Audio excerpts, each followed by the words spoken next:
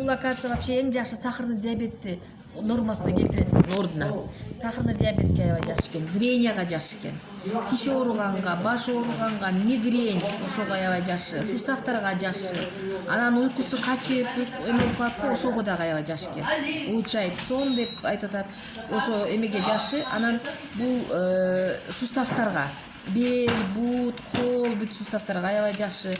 Анан кишечниктердеги бүт шлактарды, организмдеги вообще шлактарды өз тазалагайт экен полностью. Ошого аябай жакшы экен.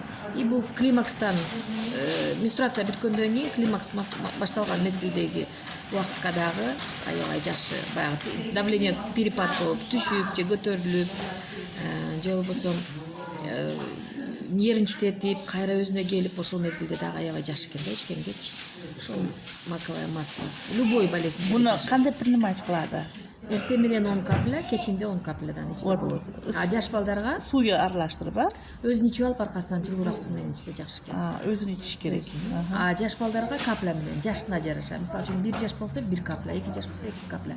А бул анан кийин бетке полностью молодость дагы берет экен. Эгер бетке же любой эмеге, участокка эмеге маска кылса, маска катары дагы, крем катары иштетсе аябай жакшы экен. Анан тиш ооруса, ошол жерге дагы тиштин дагы ордуна ошоге капля масланы дагы бир ваточкага эме кылып, эме кылып, тампон кылып, анан ошо жерге киргизип койсо дагы тиштин арасына, ошого дагы аябай жакшы экен. Очень бүт бар жокторго аябай жакшы. Ичинен применение кылып, сыртынан дагы аябай жакшы экен. Рахмат.